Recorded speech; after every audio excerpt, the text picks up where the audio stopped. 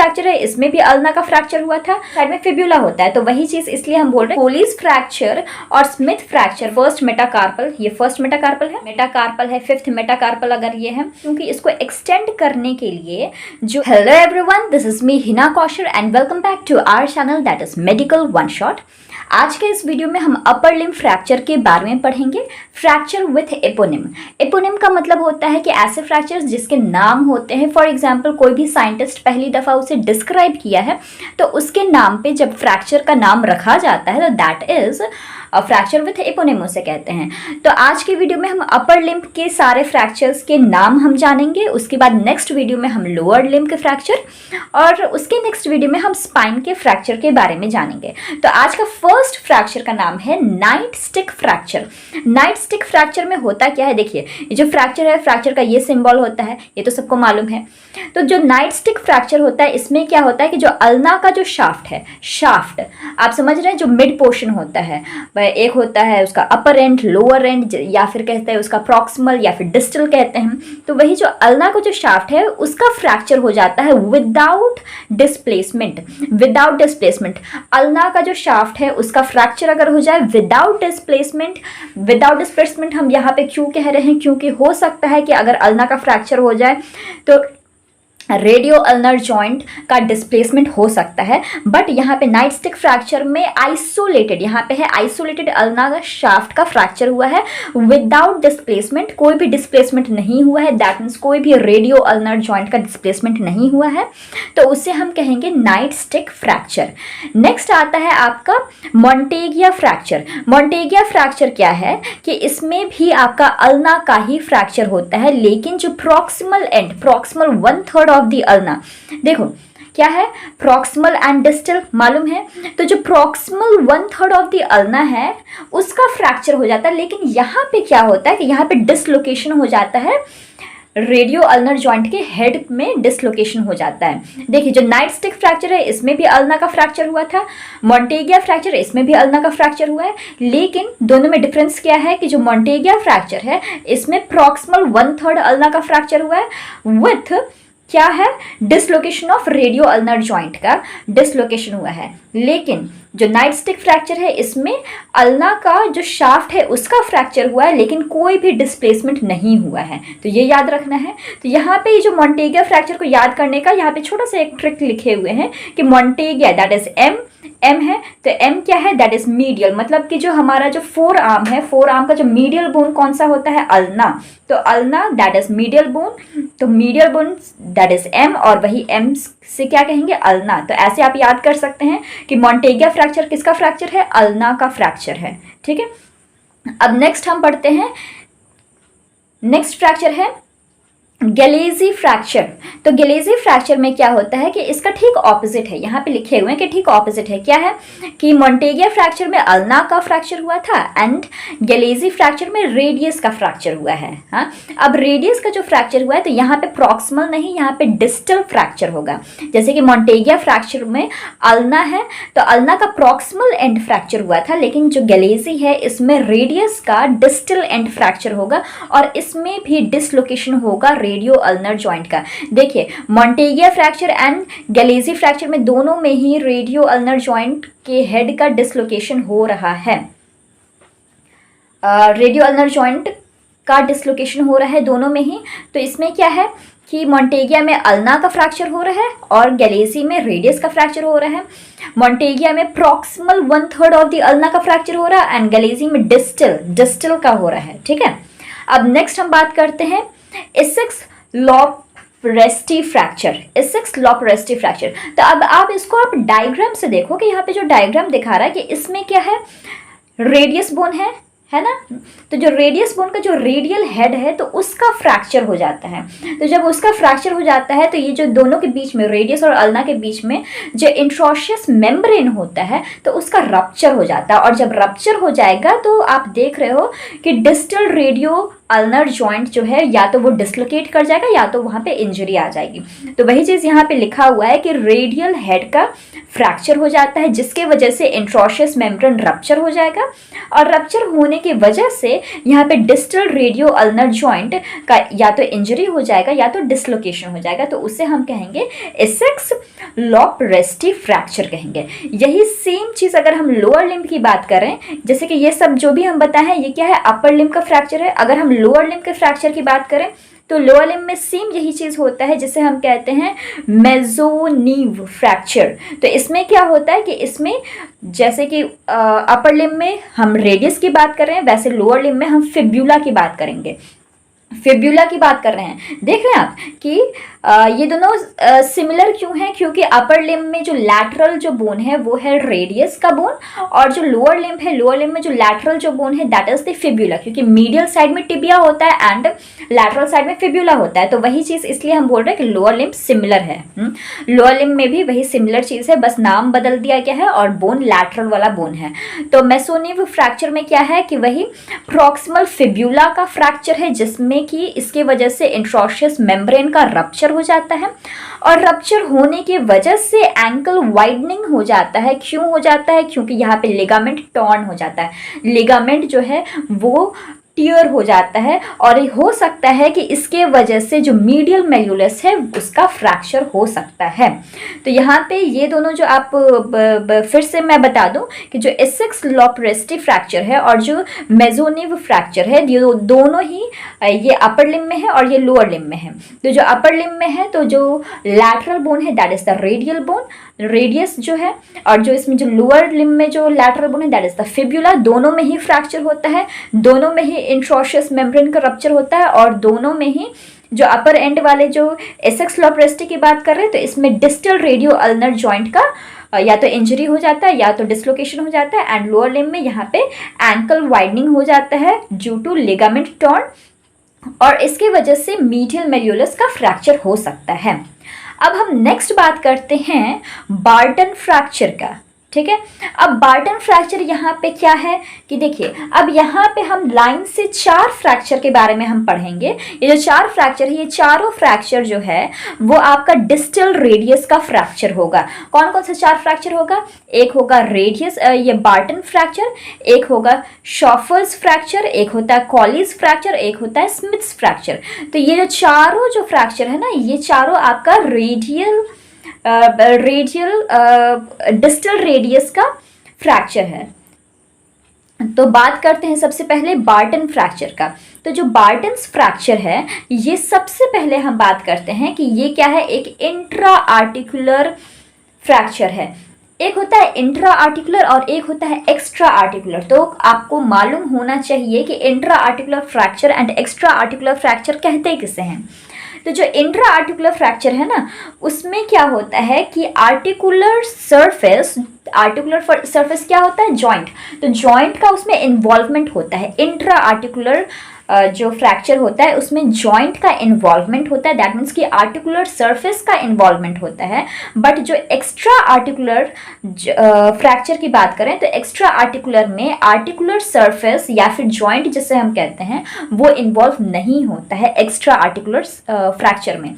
फिर से हम बता दें, रिपीट कर दें कि जो एक्स्ट्रा आर्टिकुलर फ्रैक्चर है इसमें जो आर्टिकुलर सरफेस है दैट इज द जॉइंट वो इन्वॉल्व नहीं होता है, लेकिन जो इंट्रा आर्टिकुलर सरफेस है उसमें आर्टिकुलर सरफेस का इन्वॉल्वमेंट होता है। तो ये जो बार्टन फ्रैक्चर है ये इंट्रा आर्टिकुलर फ्रैक्चर है। Intra articular fracture that means कि यहाँ पे जो आर्टिकुलर सरफेस है उसका इन्वॉल्वमेंट है। तो अब देखिए, तो क्या है जो बार्टन फ्रैक्चर है, ये क्या है? डिस्टल रेडियस का फ्रैक्चर है। हम बताए हैं कि जो डिस्टल रेडियस है मतलब कि रेडियस का जो बोन है, जो रेडियल बोन है, उसमें एक होता है प्रॉक्सिमल एंड होता है और एक होता है डिस्टल एंड। हाँ, तो ये जो 4 जो हम लाइन से जो फ्रैक्चर के बारे में बताने वाले हैं, Barton's fracture, chauffeur's fracture, Colles fracture, Smith fracture, ये चारों का चारों आपका डिस्टल रेडियस फ्रैक्चर है। तो आपको बिल्कुल कंफ्यूज नहीं होना है कि अगर डिस्टल और प्रॉक्सिमल रेडियस के बीच में अगर आपको एमसीक्यू में दे दिया तो आप कंफ्यूज मत होइएगा, क्योंकि ये चारों आपका रेडियल डिस्टल रेडियस फ्रैक्चर हैं। तो जो बार्टन फ्रैक्चर है ये डिस्टल रेडियस फ्रैक्चर है। तो डिस्टल रेडियस फ्रैक्चर मतलब कि रेडियल के डिस्टल साइड में फ्रैक्चर हो जाता है, जिसके वजह से कार्पल बोन का डिस्प्लेसमेंट भी हो जाता है। अब क्या होता है कि depending upon the displacement it is of two type. जैसा उसका डिस्प्लेसमेंट होता है, या तो वो एंटीरियरली डिस्प्लेस करेगा या तो वो पोस्टीरियरली डिस्प्लेस करेगा। दैट मीन्स या तो वो वेंट्रली डिस्प्लेस करेगा या तो वो डॉर्सली डिस्प्लेस करेगा आफ्टर फ्रैक्चर। तो इन दैट केस कि depending upon the displacement it is of two type, one is called volar Barton's fracture and the other is called the dorsal Barton's fracture। volar Barton fracture में क्या होगा, anteriorly वो displace कर जाएगा, and dorsal Barton fracture में ये posteriorly displace कर जाएगा। होप सो कि आपको समझ में आ रहा है। नेक्स्ट मैं बात करती हूँ शॉफर्स फ्रैक्चर का। अब देखिए शॉफर्स फ्रैक्चर, यहाँ पे क्या है ना कि शॉफर्स का मतलब क्या है ना, थोड़ा सा मैं इसके बारे में बता देती हूँ कि जो शॉफर्स फ्रैक्चर, इसका थोड़ा सा हिस्ट्री आपको बता दूँ कि शॉफर एक पहले के ज़माने में जब मोटर व्हीकल होते थे, तो मोटर व्हीकल को स्टार्ट करने के लिए एक क्रैंक हैंडल होता था जो कि इंजन से कनेक्ट होता था, और उसको रोटेट किया जाता था क्लॉकवाइज, विगरसली उसको रोटेट करते थे क्लॉकवाइज, कि ताकि वो जो इंजन है वो स्टार्ट हो सके और उससे मोटर व्हीकल का जो इंजन है वो स्टार्ट हो सके और वो चल सके। तो that is called the chauffeur. तो वो चीज़ करने में ना, उसको रोटेट करने में ना, क्योंकि वो बहुत ही उसमें ताकत लगता था, उसको रोटेट करने में ज़्यादातर जो लोग होते थे तो उनको कंप्लेन आता था कि या तो उनका स्टाइलॉइड प्रोसेस, जो रेडियस बोन का जो स्टाइलॉइड प्रोसेस है वो फ्रैक्चर हो जाता था। तो that is the reason why ये फ्रैक्चर को शॉफर्स फ्रैक्चर कहते हैं या फिर हचिंसन फ्रैक्चर कहते हैं। तो यहीं से वो चीज़ आ रहा है। तो समझ में आ रहा है ना कि मैं क्या बोल रही हूँ, शॉफर कहाँ से आया। तो शॉफर्स फ्रैक्चर क्या है, ये भी एक इंट्रा आर्टिकुलर फ्रैक्चर है जो कि रेडियस जो बोन होता है, रेडियस बोन का स्टाइलॉइड प्रोसेस जो होता है उसमें फ्रैक्चर हो जाता है। अब इसका जो पैटर्न है, फ्रैक्चर का जो पैटर्न है वो कैसा है, ऑब्लिक फ्रैक्चर है। आपको तो मालूम है कि पैटर्न ऑफ जो फ्रैक्चर है दैट इज ऑब्लिक होता है, ट्रांसवर्स होता है, कम्युनिटेड होता है, स्पाइरल होता है। तो जो शॉफर्स फ्रैक्चर का जो पैटर्न ऑफ फ्रैक्चर क्या है, ये है ऑब्लिक फ्रैक्चर। अब नेक्स्ट हम बात करते हैं कोलीज फ्रैक्चर का। तो कोलीज फ्रैक्चर और स्मिथ फ्रैक्चर, देखिए यहाँ पे क्या दोनों में क्या था कि बार्टन्स फ्रैक्चर और शॉफर्स फ्रैक्चर में सिमिलैरिटी क्या था कि दोनों इंट्रा आर्टिकुलर फ्रैक्चर है और दोनों ही डिस्टल रेडियस फ्रैक्चर है, दोनों इंट्रा आर्टिकुलर फ्रैक्चर है। अब ये जो कोलीज फ्रैक्चर की मैं बात करूं तो कोलीज फ्रैक्चर एंड स्मिथ फ्रैक्चर दोनों एक्स्ट्रा आर्टिकुलर फ्रैक्चर है। एक्स्ट्रा आर्टिकुलर में मैं क्या बताई थी आपको कि जिसमें आर्टिकुलर सरफेस, जिसे हम कहते हैं जॉइंट, उसका इन्वॉल्वमेंट नहीं होता है। दैट मीन्स कि ये फ्रैक्चर में हमारा आर्टिकुलर सरफेस का इन्वॉल्वमेंट नहीं होगा। That is the Colles fracture.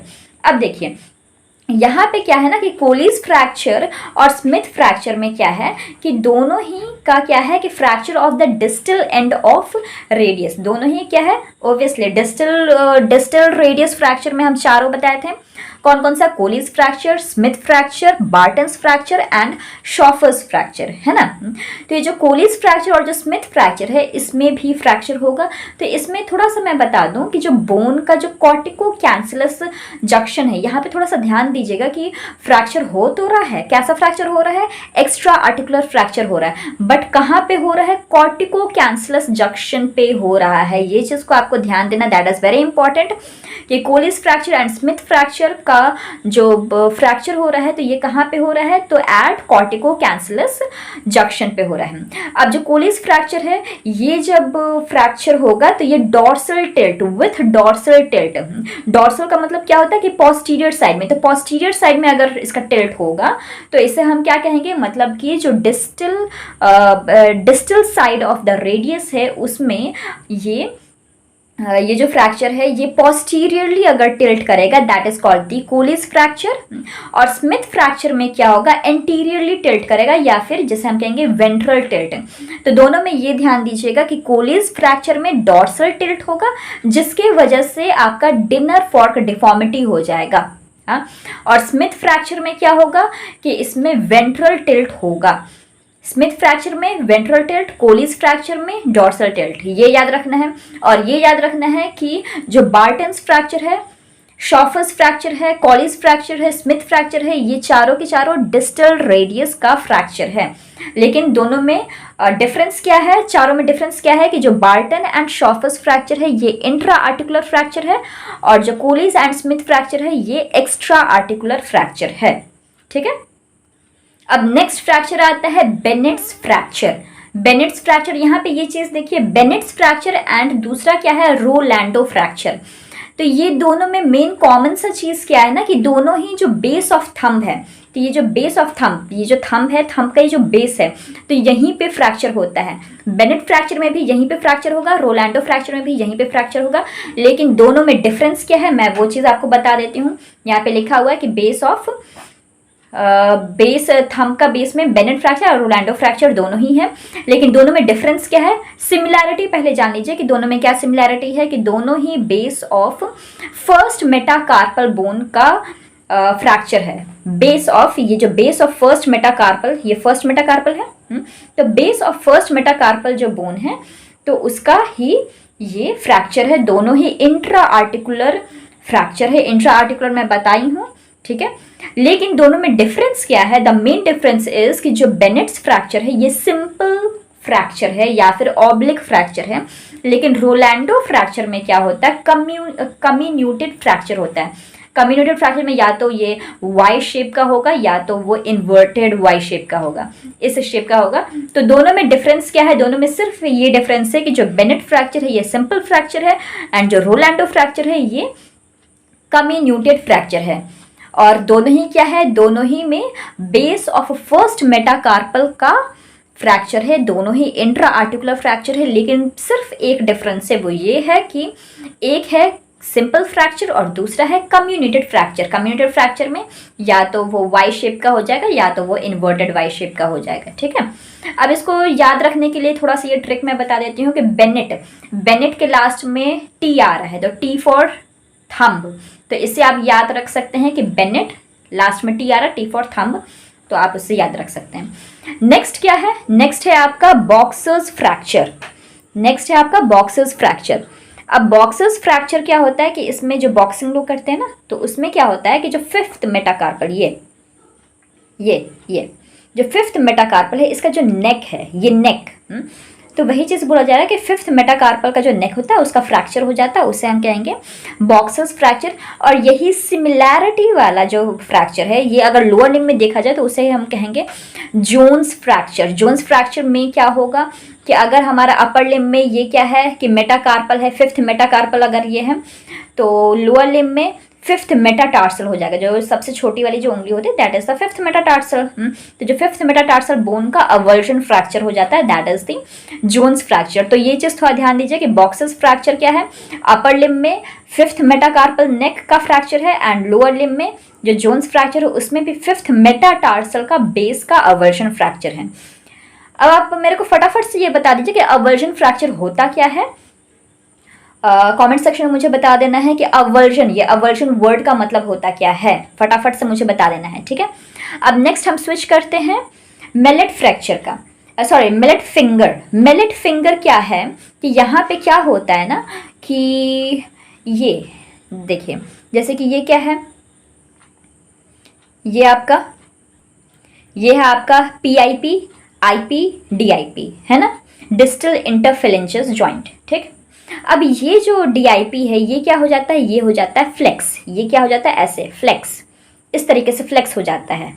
क्यों फ्लेक्स हो जाता है, क्योंकि इसको एक्सटेंड करने के लिए जो एक्सटेंसर टेंडन है वो क्या हो जाता है, वो रप्चर हो जाता है। That is the reason why ये फ्लेक्स मोड में चला जाता है, ये फ्लेक्शन हो जाता है। तो दैट मीन्स कि जो फिंगर है, फिंगर क्या हो जाता है, ये फ्लेक्स हो जाता है। DIP जॉइंट पे जो फिंगर है ये फ्लेक्स हो जाता है। क्यों हो जाता है, क्योंकि इसका जो एक्सटेंसर टेंडन है ये रप्चर हो जाता है।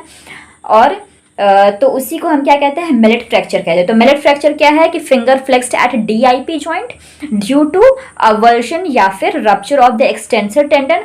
और ये कहाँ पे होता है, at the base of the distal phalanges. तो at the base of the distal, ये बेस है डिस्टल फेलिंग्स का ये बेस है। तो ये बेस ही में ये क्या हो जाता है, ये होगा फिंगर फ्लेक्स हो जाएगा। क्यों हो जाएगा, क्योंकि यहाँ पे आपका रप्चर हो जाता है या फिर अवर्जन हो जाता है, किसका, अवर्जन इंजरी हो जाता है या फिर रप्चर हो जाता है एक्सटेंसर टेंडन का।